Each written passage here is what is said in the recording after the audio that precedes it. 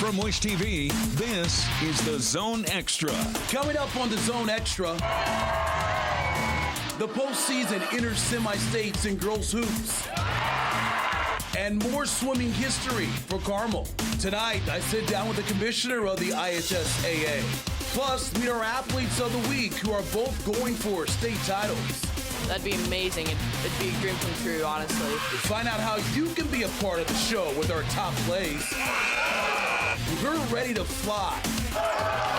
The Zone Extra starts right now. Hey, good evening to you and welcome to the Zone Extra, everybody. I'm Anthony Calhoun. What an exciting time on the high school sports calendar. Girls swimming crowns a familiar champion, and wrestling season comes to an end with the state finals this weekend. Plus, we're down to the Final Four in each class of the girls basketball tournament. In our Coach's Corner tonight, I'll be joined in studio by the man who has led the IHSAA since 2011, Commissioner Bobby Cox. Plus, in our Athlete of the Week, we introduce you to a pair of brothers from Roncalli High School, both competing for state titles this weekend. And you won't want to miss our top play of the week, courtesy of Plainfield High School. Also, we want to see and hear from you. Stick around and find out how you can submit some of your entries to be featured on the show in this week's to come, of course. Now, let's take a look at what's coming up here in the high school sports week this week. Regional champions were crowned Saturday night across the state, and we are now down to the final four teams in each class competing for a state title. In Class 4A, despite trailing Brownsburg by 9 heading to the final quarter, Lawrence North once again rallied. The Wildcats got a basket in the final seconds from Katie Davison to take a 1-point lead. Brownsburg's final shot is short, and Lawrence North won a thriller 58-57. Also in 4A, top-ranked and undefeated, Northwestern had no trouble pulling away in the second half from fourth-ranked Homestead. The Tigers cruised to a 37-point win and make a third consecutive semi-state appearance, but their first playing up in Class 4A. Feels kind of good being in 4A too, so kind of stepping up a level and still being able to come out and beat the teams that we did because they were fantastic teams. So being able to come out here and do that was absolutely great. We want to go all the way, so that's kind of our goal right now. So this is just kind of a stepping stool on the path that we want to go on. This is things you dream of. So, I mean, I've always dreamt of this, but especially being in 4A now, I mean, it's just awesome. We have semi-state next week, so that's our next goal. You know, there's been a lot of talk about 4A, whatever. The bottom line is it's the tournament, and I think you got to come prepared every night to play. You know, we really don't care who we're playing. We just got to try to make sure that we do what we have control over, and, you know, that's taking good shots, playing team basketball, and that's what we try to do.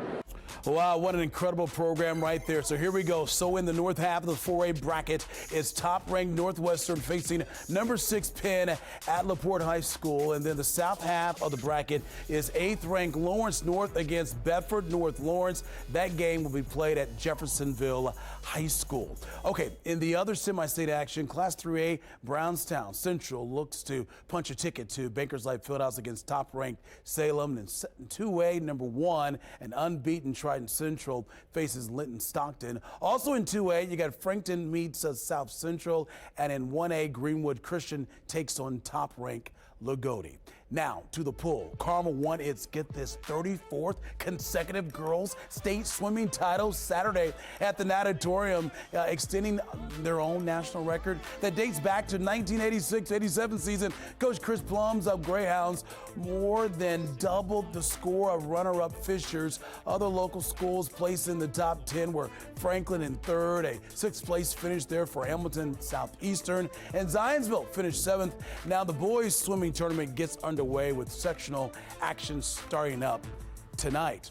All right, moving on to boys basketball now. You know what? It is hard to believe that the regular season is winding down and the sectional draw takes place, get this, on Sunday. Yeah, but there is still much to be determined, including some good battles as teams compete for conference championships. Friday night, Lawrence Central clinched at least a share of the MIC with a dominant win over Center Grove. And meanwhile, Lawrence North cruised to a win over Ben Davis, and the second-ranked Wildcats will split the title with their township rivals if they beat Pike tomorrow night.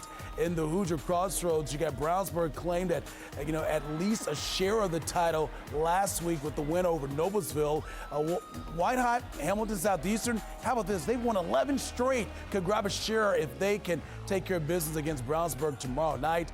And in the Mid-State, you got Plainfield and Greenwood are tied at the top of the conference with one game remaining. The Quakers host Franklin tomorrow, while the Woodmen welcome in Mooresville coming up tomorrow. Okay, so let's take a look at the notable rankings right now in Class 4A. You see Bloomington South right now just unbeaten on the year. Unbelievable. They're 20-0 on the season. Lawrence North, they're 19-1, just one defeat this season.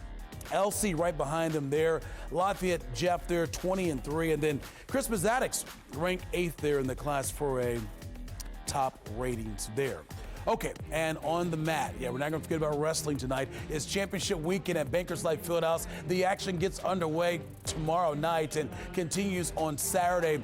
Last week, Crown Point, Western, Cathedral, and Evansville Mater Dei claimed regional crowns. Cathedral is seeking a state three-peat, and the Irish feature a deep team, including senior Elliot Rogers, who took home the 152-pound title last season. Warren Central's looking for its first title since 2016, and the Warriors feature senior Bryce Coleman, who makes his state finals debut and enters the weekend with a perfect 43-0 record at 152 pounds. Man, that's going to be a lot of fun watching the action coming up this weekend at the Fieldhouse. Okay, time for a break, but guess what? We have so much more ahead here on the Zone Extra tonight. Glad you're with us. Up next, how about this? I'm joined in studio by IHSAA Commissioner, my friend there, Bobby Cox, who is retiring this summer after 41 years in education and 20 of those with the IHSAA.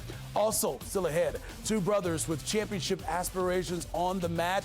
We'll introduce you to our Athletes of the Week from Ron Colley. That and more coming up here on the Zone Extra. Hey, welcome back here on the Zone Extra, everybody. Anthony Calhoun here with you tonight, and joining me now is the man who has led the IHSAA since 2011. His career in education began 41 years ago in Carmel. He became an IHSAA assistant commissioner in 2000 before taking over the top spot from the retiring Blake Rest. Last month, he announced his own plan to retire at the end of July. Please welcome to the Zone Extra tonight, IHSAA Commissioner, my friend here, Mr. Bobby Cox. Thank you so much for joining us. Thank you. You know, when the news broke about, a month ago that you were going to call it quits, I remember reading it and I was saying, man, happy for you, but this is a big loss for just so many student athletes and just the state of Indiana, because you did so much for so many people. And let me start first. Why did you feel like it was time now to call it quits? Well, you mentioned when I took over from Blake Rest, and one of the conversations that Blake and I had was that the status quo is not acceptable. And so when I took over for Blake, we made a lot of changes. And in the last 9+ years, we've changed quite a bit at the association. And I think when you feel that you don't have something really dramatic and substantial to change, then it's time to be thinking about doing something else. And we've made a lot of changes, and I'm really proud of what we've been able to do. But there's nothing out there in my horizon that I really can pinpoint that I really want to change or really want to modify. And so I think it's time for new energy. 41 years is a long time to be in education.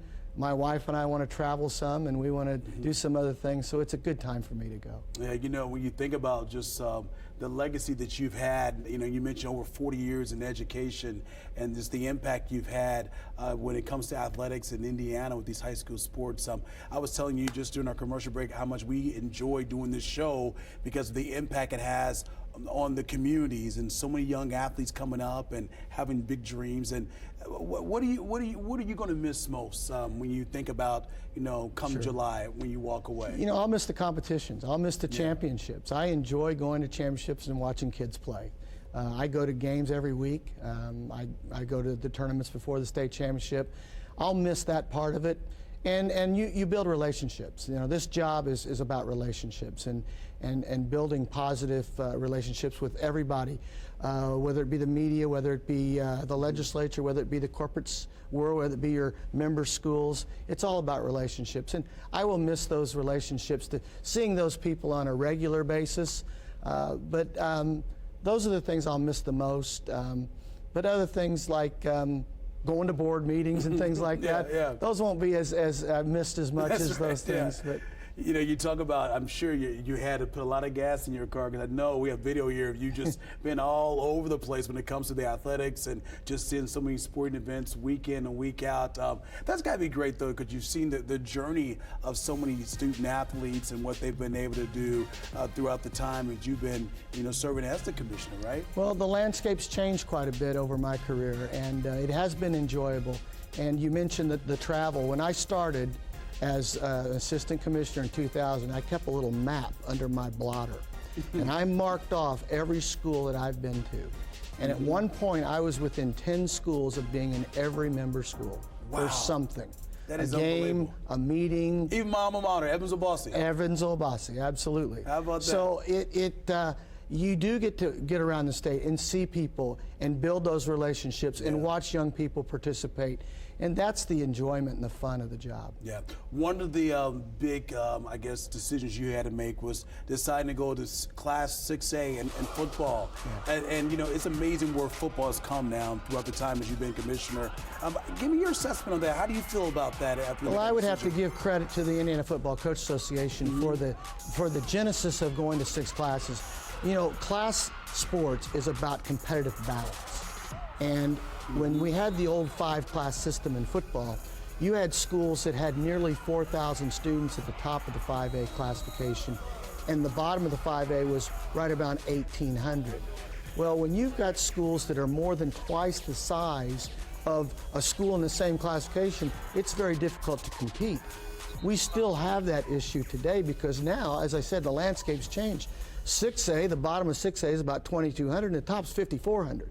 You still have that disparity, but you do the best you can to create a meaningful tournament, and I think it's been really good for football. Yeah, it's been great. We've loved it. Of course, our zone coverage here on Friday nights during the football season. You know, I want to take a look at just some of the accomplishments that you have made as the commissioner, and just you know, it has been more than just what we see on the playing field. You guys go beyond that as well, right? Well, giving back to the community as well. Well, we feel like we're trying to give back to the community. We've been very involved in community service projects throughout our existence with the Federation and then locally as well.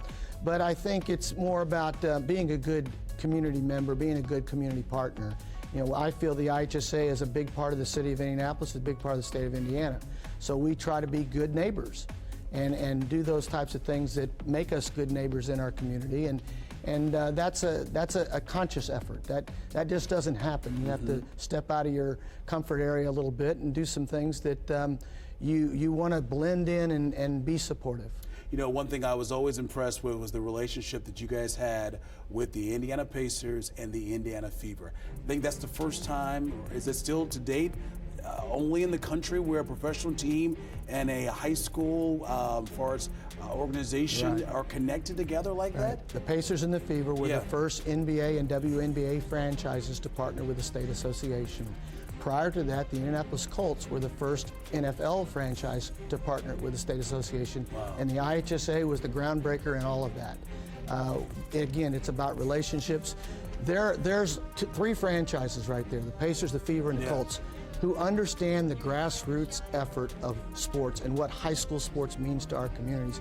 And they've been tremendously supportive, and we're forever grateful to the Pacers, the Fever, and the Colts for what they've done for high school sports in our state. That's great. Before we let you get out here, I'll give you the final thoughts. What do you hope your legacy will be when people look back and see the job that you did here? I hope people think that we were fair and that we were energetic and that we did make change and on behalf of student athletes that were better, and we were good to our member schools, and that we're going to keep pushing the envelope and continue to get better. That's great. All right.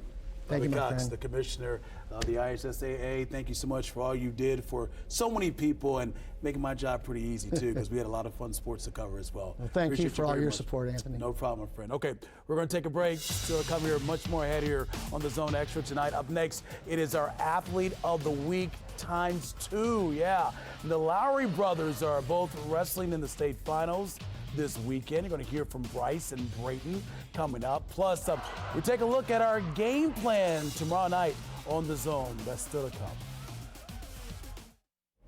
All right, welcome back to the Zone Extra tonight. Anthony Calhoun here with you. And Roncalli's wrestling program followed up their first ever semi-state championship in 2019 with a third place finish this season. They are sending 4 wrestlers to the state finals this weekend. Our Olivia Ray has more with the Bryce and Brayton Lowry, the brothers of Roncalli Wrestling.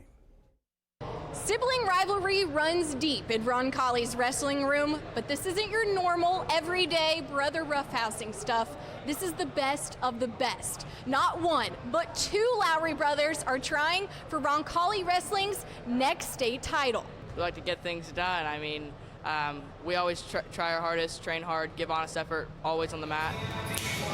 That's Bryce, a freshman at Roncalli High School and the youngest Lowry boy. 3 years apart. So I've always watched him drill and watched him do his thing, and I'm glad I can finally be a part of it and hopefully do the same thing he does. And Bryce has some big shoes to fill, but he's right on track. Undefeated and headed to his first ever state finals as the 106-pound semi-state champion. I think he can keep the undefeated season and end up winning it.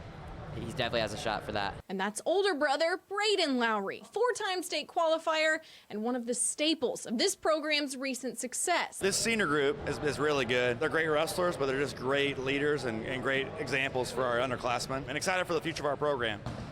People think that when this senior group is gone that Roncalli Wrestling won't be relevant, and I think Bryce and these wrestlers of our team will has something to say about that. Bryce's chance to carry the torch comes this weekend in the IHSA individual state finals. It's also the last match of his brother's high school career. So let's make it a double. How about 2 podium finishes for the Lowry family? It'd be a dream come true, honestly. I've always wanted to be like Brayden. I want his work ethic, and I want the accolades that he has. And it'd be great. My mom puts so much time, drives us everywhere, makes sure we're getting better every day, and it'd make her really proud to see us both up there. I know I'm extremely proud of Bryce already, so it'd just be an awesome experience. State finalist, Rebels, the Lowry brothers. Olivia Ray, Wish TV, News 8. Olivia, thank you. What a great story there. Okay, time for a break, folks, but much more still to come here on the Zone Extra, including our Play of the Week. Plus, we look ahead to a great Friday of basketball in the Zone tomorrow night, including some great conference title races. That's next. All right, welcome back here on the Zone Extra. Anthony Calhoun here with you tonight. And one of our favorite parts of covering high school sports is the passion of both the players and the fans in the stands. The school spirit we see is incredible everywhere we go. And each fall, we award the prestigious Zone banner to the school with the best school spirit. Banner season may be over, but we are always on the lookout for great school spirit wherever we go across Central Indiana. You got to be creative, unique theme nights, the community involvement, and the passion of the fans truly make high school sports special. Keep showing us why your school has the best spirit, and we can't wait for a brand new battle for the banner coming up next fall. Okay, now it's time to take a look at our Play of the Week. Each week we will feature one of the top plays from the world of high school sports in Central Indiana. Plus, we want to get you involved. We want you to tell us how your video can, give you a chance to feature your video here on the show as well. But first, here is this week's top play. It comes from last Friday night at Greenwood. Plainfield's Cade East pulls down the rebound, and half-court shot, no problem for him. That is good. They're at the buzzer in that third quarter. Plainfield would going to pick up an important win in the Mid-State Conference let's take another look at that again. You see it there. Yeah, let us know. We want to hear from you as well here on the Zone Extra. If you got a feature, a video that we want to put on the show, submit them to us right here. You see the information on the screen there. A chance for you to be a part of the Zone Extra show here on Wish TV. Okay, Miami TV, Channel 23 is your local home for high school sports. Coming up tomorrow night is one good one, folks. We got the mix as a Pike hits the road and face second-ranked Lawrence North. Jack Keeper's Wildcats need a win in this one to grab a share of the conference title. You can see it, all the action coming up tomorrow, 7:30 on our sister station, Miami TV. Channel 23, and it's a big night of high school sports across Central Indiana. Conference races are coming down to the wire, and teams are getting ready for the tournament, which is less than 2 weeks away. We will be live, of course, tomorrow evening at HSC as the 10th-ranked Royals look for a share of the Hoosiers Crossroads title as they host number 9 Brownsburg. All that and more as we take a look at the highlights coming your way tomorrow night here on The Zone. We've got 12 games, that's right, on The Zone coming your way tomorrow night. We got Warren Central Carmel, you see it there, Plainfield against Franklin, Greenwood, Morrisville, and then Ben Davis against Cathedral, and North Central taking on Center Grove. All the highlights, 11:08, right here on Wish TV. Okay, that's going to do it for the Zone Extra tonight, everybody. Anthony Calhoun, thank you so much for watching. We'll see you back here, same time, same place.